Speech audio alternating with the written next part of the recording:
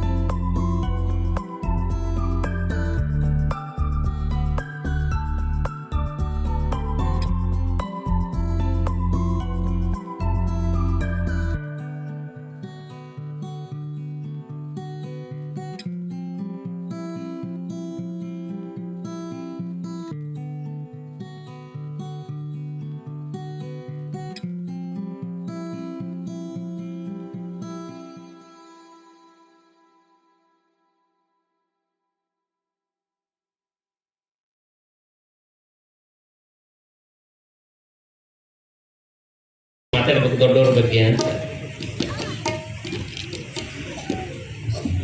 ನೀನೊಲಿದರೆ ಕೊರಡು ಕೊನರುವುದಯ್ಯ, ನೀನೊಲಿದರೆ ಬರಡು ಹಯ್ಯನುವುದಯ್ಯ, ನೀನೊಲಿದರೆ ವಿಷ ಅಮೃತ ಹೋದಯ್ಯ, ನೀನೊಲಿದರೆ ಸಕಲ ಪಡಿ ಪದಾರ್ಥಗಳು ಇದರಲ್ಲಿಪ್ಪವು ಕೂಡಲ ಸಂಗಮ ದೇವ. ಜಗತ್ತಿನಲ್ಲಿ ಎಲ್ಲವೂ ಸಿಗುತ್ತೆ. ಈ ಚಿಕ್ಕ ವಯಸ್ಸಿನಲ್ಲಿ ಈ ಪುರಾಣ ಪಠಣಕರಾಗಿ ಈ ಮಠಕ್ಕೆ ಸೇವೆ ಸಲ್ಲಿಸುವಂತಹ ಜಿ ನಾಗನಗೌಡ ಬಾದುನಟ್ಟಿ ಇವರಿಗೆ ಕೂಡ ಸಕಲನ ಮಾಡ್ತಾರೆ. ನಾನಾ ವರ್ಷದಿಂದ ಪ್ರತಿ ವರ್ಷ ಆಗ್ತಾ ಇರುವಂತಹ ತಬಲರು ಪ್ರಜಾವಾಣಿ ಪತ್ರಕರ್ತರು ದಯಮಾಡಿ ಸರ್ ಎಲ್ಲಿದ್ರು ಬರಬೇಕು ವೇದಿಕೆ ಮೇಲೆ. ಅದೇ ರೀತಿ ಆಗಿಲ್ಲಲ್ಲ ಹಂಗಂದ್ರೆ ನಾ ಜೈಕಾರ ಹಾಕ್ತೀನಿ. ಎಲ್ಲರ ಕೈ ಮೇಲೆ ಜೈಕಾರ ಹಾಕ್ಬೇಕು. ಹಾಕ್ತೀರಿ? ಜಗಜ್ಯೋತಿ ಬಸವೇಶ್ವರ ಮಹಾರಾಜಗೆ, ಕಾನಗಲ್ಲ ಗುರುಕುಮಾರೇಶ್ವರ ಮಹಾರಾಜಗೆ, ಜಗದ್ಗುರು ಕೊಟ್ಟೂರೇಶ್ವರ ಮಹಾರಾಜಗೆ, ಜಗದ್ಗುರು ಸಂಗನ ಬಸವೇಶ್ವರ ಮಹಾರಾಜಗೆ, ದೊಡ್ಡ ಬಸವೇಶ್ವರ ಮಹಾರಾಜಗೆ, ಜಗದ್ಗುರು ಕೊಟ್ಟೂರು ಬಸವಲಿಂಗೇಶ್ವರ ಮಹಾರಾಜಗೆ, ಆದಿಶಕ್ತಿ ಮಾತಾಗೆ. ಇಷ್ಟೆಲ್ಲರೂ ಜಯಕಾರ ಹಾಕಿಲ್ಲ. ಎಷ್ಟು ಮಟ್ಟಿಗೆ ನಮಃ. ಪ್ರಾತಸ್ಮರಣೀಯರಾಗಿರ್ತಕ್ಕಂಥ ಬಸವಾದಿ ಪ್ರಮಥರನ್ನ ಶ್ರದ್ಧೆಯಿಂದ ಮನಮಂದಿರದಲ್ಲಿ ಸ್ಮರಣೆ ಮಾಡಿಕೊಂಡು ಈ ಒಂದು ಭಾಗದಲ್ಲಿ ತನ್ನ ತಪೋ ಪ್ರಭಾವವನ್ನು ಬೀರುವುದರ ಮೂಲಕ, ಅನೇಕ ಪವಾಡಗಳನ್ನು ಮಾಡುವುದರ ಮೂಲಕ ಸಾಮಾನ್ಯವಾಗಿರ್ತಕ್ಕಂಥ ನಿಮ್ಮಂತೆ ಇರತಕ್ಕಂಥ ಮಹಿಳೆಗೆ, ಕೆಂಚಮ್ಮ ಎಂಬಂತಹ ಮಹಿಳೆಗೆ ತಮ್ಮ ಚಿನ್ಮಯ ಲಿಂಗಹಸ್ತದ ಮೂಲಕ ಲಿಂಗ ದೀಕ್ಷೆಯನ್ನು ಮಾಡಿ, ನೀನು ಹೆಣ್ಣಲ್ಲ, ಹೆಣ್ಣು ಸಾಮಾನ್ಯವಳಲ್ಲ, ನೀನು ಸಾಕ್ಷಾತ್ ಪರಬ್ರಹ್ಮ ಸ್ವರೂಪ ಅಂತ ಆಶೀರ್ವಾದ ಮಾಡ್ರಿ. ಅವಳಿಗೆ ನೀಲಮ್ಮ ಎಂಬಂತಹ ಬಿರುದನ್ನು ಕೊಟ್ಟಿರತಕ್ಕಂಥ ಮಹಾಗುರುಗಳಾದ ಜಗದ್ಗುರು ಕೊಟ್ಟೂರೇಶ್ವರನಲ್ಲಿ ಪ್ರಣಾಮಗಳನ್ನು ಸಲ್ಲಿಸ್ತಾ, ಈ ಜಗದ್ಗುರು ಕೊಟ್ಟೂರು ಸ್ವಾಮಿ ಸಂಸ್ಥಾನ ಮಠ ಹಾಗೂ ಹಾಲಕೆಯ ಪರಮನಿರಂಜನ ಪೀಠದ ಒಡೆಯರಾಗಿ, ಕಾಯಕಯೋಗಿ ತ್ರಿವಿಧ ದಾಸೋಹಿಗಳಾಗಿ ಸಮಾಜೋಧಾರ್ಮಿಕ, ಸಮಾಜ ಶೈಕ್ಷಣಿಕ, ಸಮಾಜ ಸಾಂಸ್ಕೃತಿಕ ಕಾರ್ಯವನ್ನು ಮಾಡ್ತಾ ಈ ನಾಡನ್ನು ಬೆಳೆದಿರ್ತಕ್ಕಂಥ ನಮ್ಮ ಪರಮ ಪೂಜ್ಯ ಗುರುಗಳಾದ ಶ್ರೀಮನ್ ಮಹಾರಾಜ ನಿರಂಜನ ಜಗದ್ಗುರು ಡಾಕ್ಟರ್ ಲಿಂಗೈಕ್ಯ ಸಂಗನಬಸವ ಮಹಾಸ್ವಾಮಿಗಳ ಕರ್ತೃತ್ವ ಶಕ್ತಿಗೆ ತಲೆವಾಗಿ ಈ ಒಂದು ನಾಡನ್ನ ಐತಿಹಾಸಿಕ ಕ್ಷೇತ್ರವನ್ನಾಗಿ ಮಾಡಿರತಕ್ಕಂಥ ದೊಡ್ಡ ಬಸವೇಶ್ವರನಲ್ಲಿ ಹಾಗೂ ತಾಯಿ ನೀಲಮ್ಮನವರಲ್ಲಿ ಈ 11 ದಿನಗಳವರೆಗೆ ನಿಮ್ಮೆಲ್ಲರಿಗೂ ತನ್ನ ದಿವ್ಯ ಚರಿತೆಯನ್ನು ಹೇಳಿಸಿಕೊಂಡಿರತಕ್ಕಂಥ ಜಗದಾತ್ರಿ ಚಾಮುಂಡಿಯಲ್ಲಿ ಪ್ರಣಾಮಗಳನ್ನು ಸಲ್ಲಿಸ್ತಾ ಈ ಎಲ್ಲ ಕಾರ್ಯಕ್ರಮದ ರೂವಾರಿಗಳು ಹಳ್ಳಿಗೆ ಏಕರಾತ್ರಿ ಪಟ್ಟಣಕ್ಕೆ ಪಂಚರಾತ್ರಿ ಎಂಬಂತೆ ಸದಾಕಾಲ ಸಮಾಜಕ್ಕಾಗಿಯೇ ಸೇವೆಯನ್ನು ಸಲ್ಲಿಸ್ತಾ ಇರತಕ್ಕಂಥ ಪರಮ ಪೂಜ್ಯರು ಯುವಯತಿಗಳು ಈ ಪುರಾಣವನ್ನು ತಸ್ಕಲಿತವಾಣಿಯಿಂದ ತಿಳಿಸಿರ್ತಕ್ಕಂಥ ಬಸಯ್ಯ ಶಾಸ್ತ್ರಿಗಳಲ್ಲಿ ಸಂಗೀತ ಸಾಧನೆ ಇರತಕ್ಕಂಥ ಸಂಗೀತ ಬಳಗದವರಲ್ಲಿ ತಬಲಾ ಸಾಧನೆ ಇರತಕ್ಕಂಥ ಶೇಖರನವರಲ್ಲಿ ಹಾಗೂ ಈ ಒಂದು ವೇದಿಕೆ ಮೇಲೆ ಆಸೀನರಾಗಿರ್ತಕ್ಕಂಥ ಅತಿಥಿಗಳಾಗಿ ಆಗಮಿಸಿ ಇಲ್ಲಿ ನಡೆದಿರ್ತಕ್ಕಂಥ ಎಲ್ಲ ಕಾರ್ಯಗಳನ್ನು ಖುಷಿಯಿಂದ ಹಂಚಿಕೊಂಡಿರ್ತಕ್ಕಂಥ ಹಾಗೂ ಅತಿಥಿಗಳಾಗಿ ಬಂದು ಮತ್ತೆ ತಮ್ಮ ಕಾರ್ಯದ ನಿಮಿತ್ತ ಹೊರಡಿರ್ತಕ್ಕಂಥ ಸಮಯ ಬಹಳ ಇರದೇ ಇರತಕ್ಕಂಥ ಕಾರಣಕ್ಕಾಗಿ ಪುರಸಭೆ ಅಧ್ಯಕ್ಷರಾಗಿಯಾಗಿ ವೇದಿಕೆ ಮೇಲೆ ಆಸೀನರಾಗಿರ್ತಕ್ಕಂಥ ಎಲ್ಲ ಮುಖ್ಯ ಅತಿಥಿಗಳಲ್ಲಿ ಪ್ರಣಾಮಗಳನ್ನು ಸಲ್ಲಿಸ್ತಾ ಈ ಎಲ್ಲ ಕಾರ್ಯಕ್ರಮದಲ್ಲಿ ಐಎಸ್ ಆಫೀಸರ್ ಆಗಿ ಬಂದಿರತಕ್ಕಂಥ ಮಗನೇ, ನೀನು ಒಂದು ಮಾತು ಹೇಳ್ತೀನಿ ಕೇಳು. ಈ ನಮ್ಮ ವೃದ್ಧಾಶ್ರಮದೊಳಗಡೆ ಸರಿಯಾಗಿ ನೀರು ಬರೋದಿಲ್ಲ, ಕುಡಿಬೇಕಂತೇಳಿ ಸರಿಯಾಗಿ ನೀರಿಲ್ಲ, ಸ್ನಾನಕ್ಕೆ ಸರಿಯಾಗಿ ವ್ಯವಸ್ಥೆ ಆಗ್ತಾ ಇಲ್ಲ. 50 ವರ್ಷಗಳಿಂದ ಚೆನ್ನಾಗಿತ್ತು. ಅವರು ವೃದ್ಧಾಶ್ರಮ ನಡೆಸ್ತಾ ಇರ್ತಕ್ಕಂಥ ತೀರ್ಕೊಂಡು ಹೋದ್ಮೇಲೆ ಒಂದು ಕಮಿಟಿ ಮಾಡಿದ್ರು, ಚೆನ್ನಾಗಿ ನಡೀತಾ ಇಲ್ಲಪ್ಪ ವೃದ್ಧಾಶ್ರಮ, ಸರಿಯಾಗಿ ಕರೆಂಟ್ ವ್ಯವಸ್ಥೆ ಇಲ್ಲ, ನೀರಿನ ವ್ಯವಸ್ಥೆ ಇಲ್ಲ, ಊಟದ ವ್ಯವಸ್ಥೆ ಇಲ್ಲಪ್ಪ ಮಗನ, ಹಾಗಾಗಿ ಇದನ್ನೆಲ್ಲ ಸರಿಯಾಗಿ ವ್ಯವಸ್ಥೆ ಮಾಡಬೇಕು ಅಂತ ಹೇಳ್ಕೊಂಡ್ಲ ತಾಯಿ. ಅವಾಗ ಮಗ ಒಂದು ಪ್ರಶ್ನೆಯನ್ನು ಮಾಡಿದಂತ, ಅಮ್ಮ ಇದು ಇಷ್ಟೆಲ್ಲ ನನಗೆ ಯಾಕೆ ಹೇಳಿಕತಿ ಅಂತ ಕೇಳಿದಂತ. ಅವಾಗ ತಾಯಿ ಒಂದು ಉತ್ತಮವಾಗಿರ್ತಕ್ಕಂಥ ಮಾತನ್ನು ಹೇಳ್ತಾಳಂತೆ. ಏನಂತ ಹೇಳ್ತಾಳ ಗೊತ್ತೇನು? ತಮ್ಮ ಮಗ ಕೇಳು, ಮುಂದೆ ನೀನು ತಂದೆ ಆಗ್ತೀಯ, ನಿಂದು ಮದುವೆ ಆದ್ಮೇಲೆ ತಂದೆ ಆಗ್ತೀಯ, ಮುಂದೆ ನಿನ್ನ ಮಗನು ಸಹಿತ ದೊಡ್ಡ ಜಾಬ್ ಪಡ್ಕೊಂಡು ಉತ್ತಮ ರೀತಿಯೊಳಗೆ ಬೆಳೆದ ಮೇಲೆ ಅವನಿಗೂ ನಿನ್ನನ್ನು ಕಾಳಜಿ ಮಾಡಕ್ ಆಗೋದಿಲ್ಲ. ನಿನ್ನನ್ನು ಕರ್ಕೊಂಡು ಬಂದು ನಿನ್ನ ಮಗನು ಇದರ ವೃದ್ಧಾಶ್ರಮದಾಗ ಇಟ್ಟನಪ್ಪ ಅಂತ ಕೇಳಿದ್ರ ನಿನಗ ಬದುಕಾಕ ಕಷ್ಟ ಆಗುತ್ತಪ್ಪ. ಇಂಥ ಲೈಟ್ ಇಲ್ಲದೆ ಇರತಕ್ಕಂಥ ಕೊಠಡಿ ಒಳಗ, ನೀರಿಲ್ಲದೆ ಇರತಕ್ಕಂಥ ಕೊಠಡಿ ಒಳಗ, ಅದಕ್ಕೆ ನನಗೆ ನೋವಾಗ್ ಚಿಂತಿಲ್ಲ. ಮುಂದೆ ಒಂದ್ ವೇಳೆ ನೀವು ವೃದ್ಧಾಶ್ರಮಕ್ಕೆ ಬಂದಿದ್ದ ಬದುಕಾಕತ್ತಪ್ಪ ಅಂದ್ರೆ ನೋವಾಗಬಾರ್ದು ಅನ್ನೋ ಕಾರಣಕ್ಕಾಗಿ ಹೇಳಾಕತ್ತೀನಿ ಅಂತ ತಾಯಿ ಹೇಳ್ತಾನೆ ಅಂತ ನೋಡು.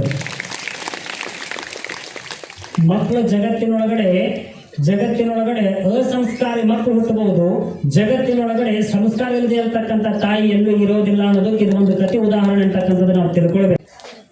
ವೇಳೆ ಬಹಳ ಆಗಿರೋದ್ರಿಂದ ಹೆಚ್ಚಿನ ಏನು ಆಶೀರ್ವಚನ ನೀಡಲಿಕ್ಕೆ ಹೋಗೋದಿಲ್ಲ.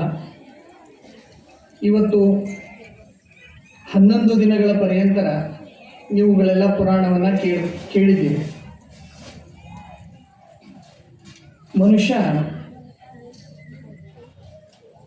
ಹಲವಾರು ಮೂಲಗಳಿಂದ ಜ್ಞಾನವನ್ನು ಗಳಿಸ್ತಾನೆ. ಬಹಳ ಜನರಿಗೆ ಜ್ಞಾನ ಅದ,